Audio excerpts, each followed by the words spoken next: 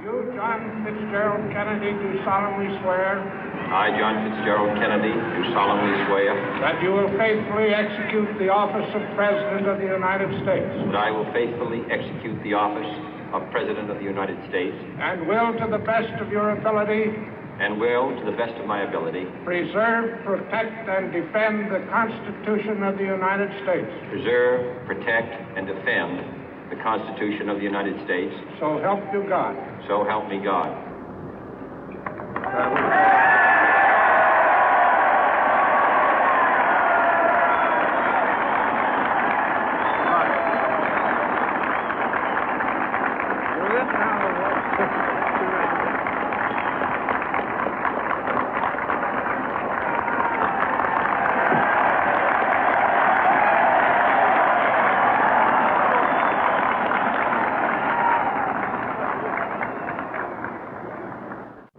Vice President Johnson, Mr. Speaker, Mr. Chief Justice, President Eisenhower, Vice President Nixon, President Truman, Reverend clergy, fellow citizens.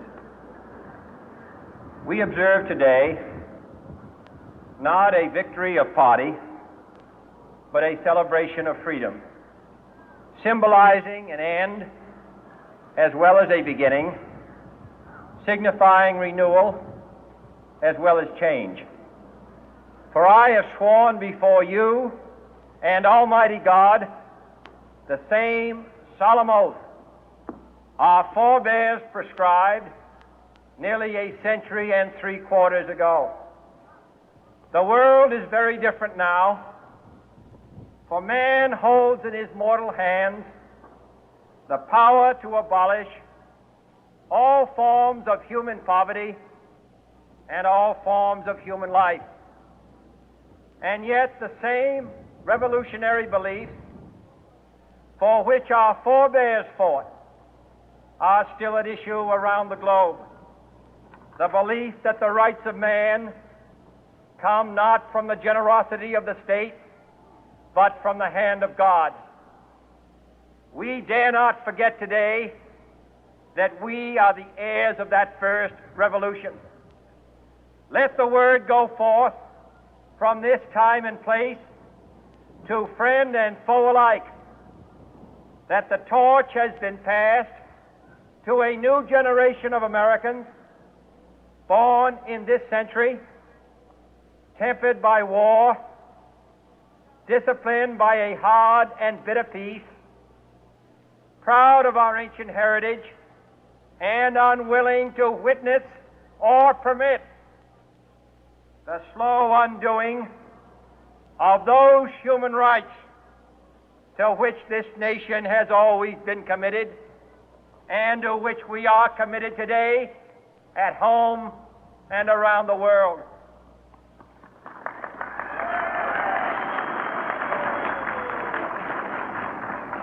Let every nation know, whether it wishes us well or ill, that we shall pay any price, bear any burden, meet any hardship, support any friend, oppose any foe to assure the survival and the success of liberty.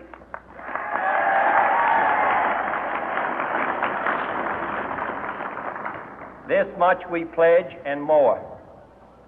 To those old allies whose cultural and spiritual origins we share, we pledge the loyalty of faithful friends. United, there is little we cannot do in a host of cooperative ventures. Divided, there is little we can do, for we dare not meet a powerful challenge at odds and split asunder.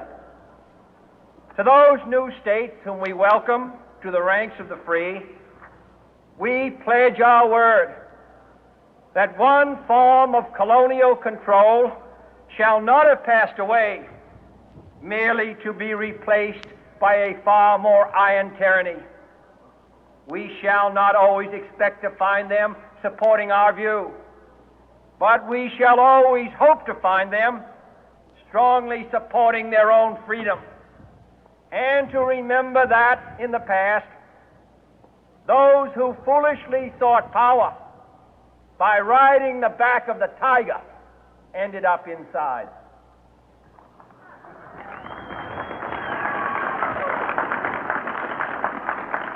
To those people in the huts and villages of half the globe struggling to break the bonds of mass misery, we pledge our best efforts to help them help themselves for whatever period is required, not because the communists may be doing it, not because we seek their votes, but because it is right. If a free society cannot help the many who are poor, it cannot save the few who are rich.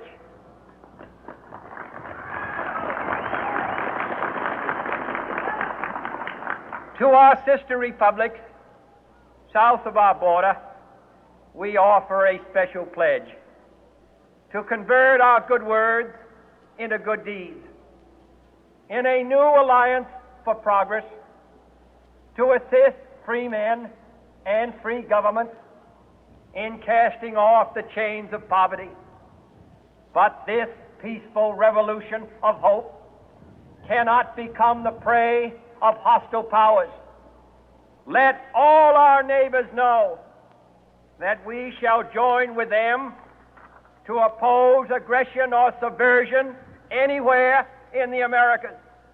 And let every other power know that this hemisphere intends to remain the master of its own house.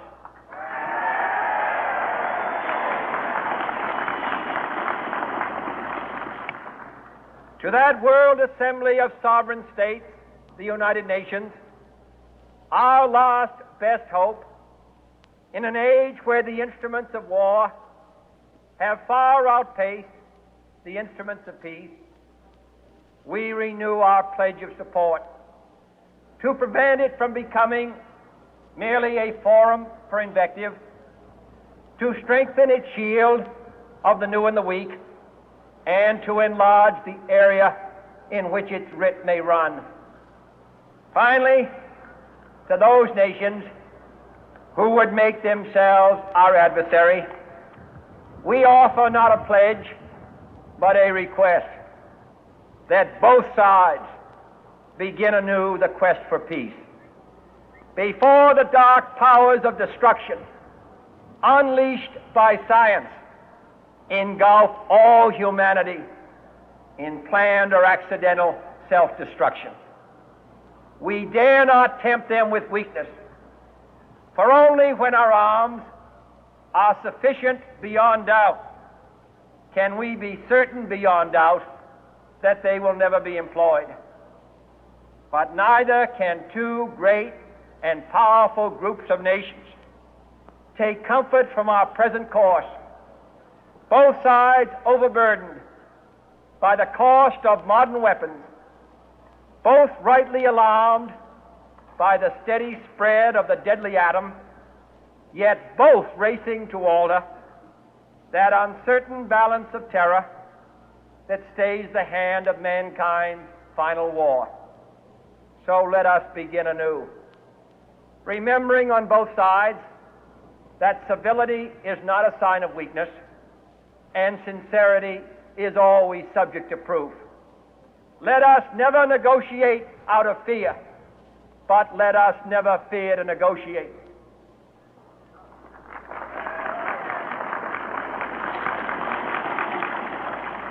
Let both sides explore what problems unite us, instead of belaboring those problems which divide us. Let both sides, for the first time, formulate serious and precise proposals for the inspection and control of arms, and bring the absolute power to destroy other nations under the absolute control of all nations.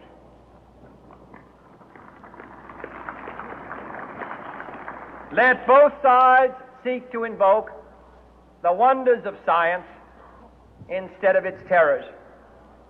Together, let us explore the stars, conquer the deserts, eradicate disease, tap the ocean depth, and encourage the arts and commerce. Let both sides unite to heed in all corners of the earth the command of Isaiah to undo the heavy burden and let the oppressed go free. And if a beachhead of cooperation may push back the jungle of suspicion, let both sides join in creating a new endeavor, not a new balance of power, but a new world of law, where the strong are just and the weak secure and the peace preserved. All this will not be finished in the first 100 days, nor will it be finished in the first 1,000 days, nor in the life of this administration, nor even perhaps in our lifetime on this planet. But let us begin.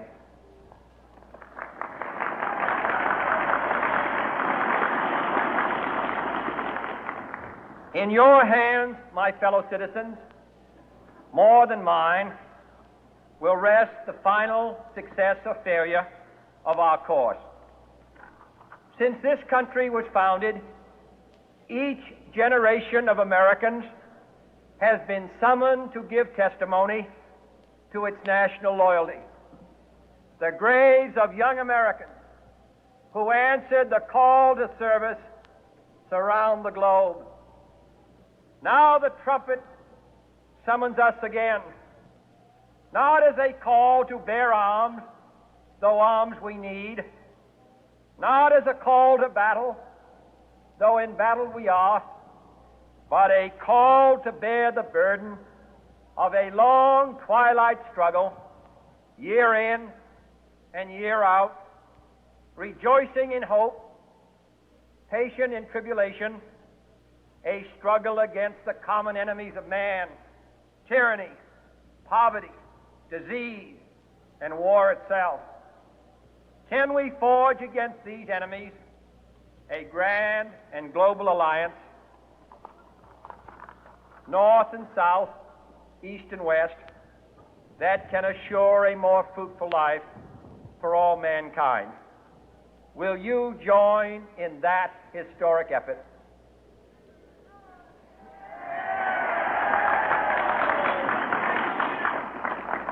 In the long history of the world, only a few generations have been granted the role of defending freedom in its hour of maximum danger. I do not shrink from this responsibility. I welcome it.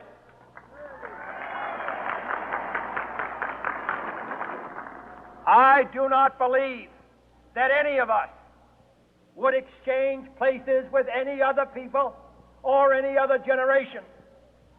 The energy, the faith, the devotion which we bring to this endeavor will light our country and all who serve it. And the glow from that fire can truly light the world. And so, my fellow Americans, ask not what your country can do for you, ask what you can do for your country.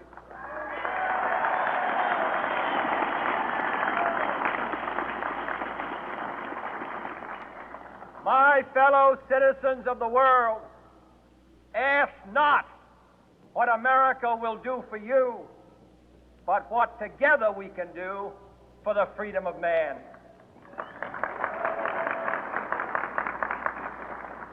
Finally, whether you are citizens of America or citizens of the world, ask of us here the same high standards of strength and sacrifice which we ask of you.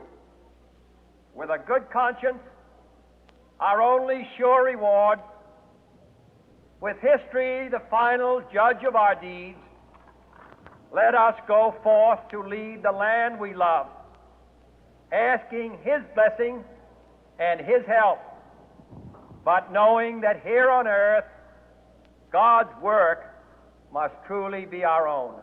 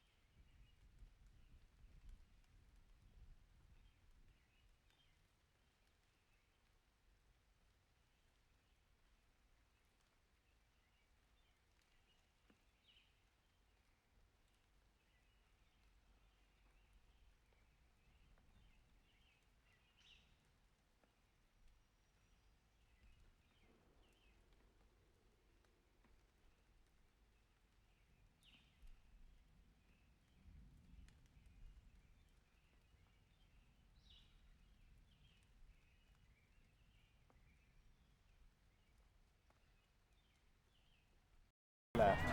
Teenagers. Just there. These guys. These girls. Boys, girls. Girls.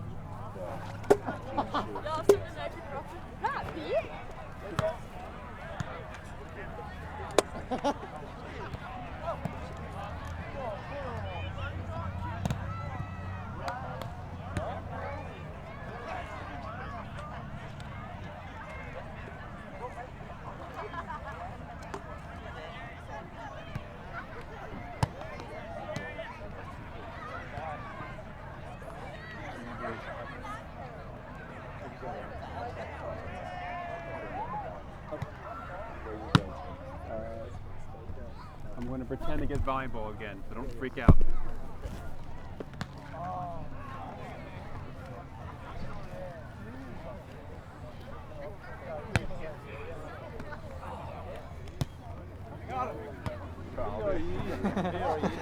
Is he or me?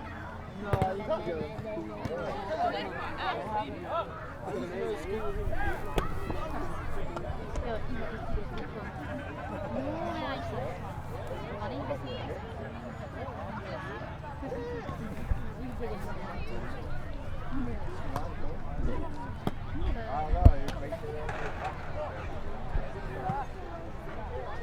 What's your name? John. What's your last name?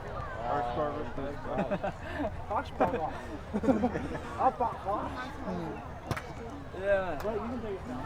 Well, I already know we're 9 points to that. That's freaking awesome. Is it? Like down in Chinatown? I know what Boots are. Is that what's called Georgetown? We just call it Bullfrog. Yeah, I could hang out at Bullfrog Inn for a little bit and get some drinks on. Yeah, that'd be cool. Yeah, man. Oh, you got two sisters and a team. Oh, you guys got your team.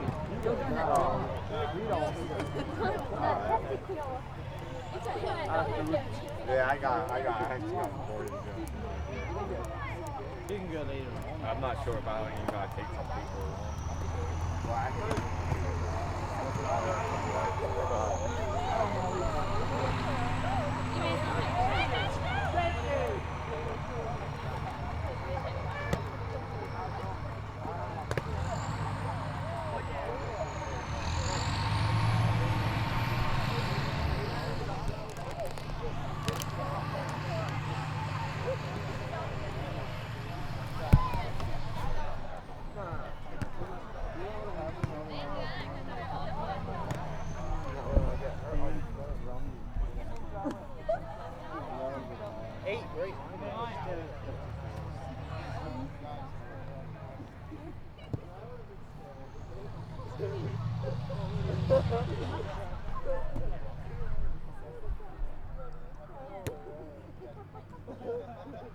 Everybody's like, intercourse is gonna win.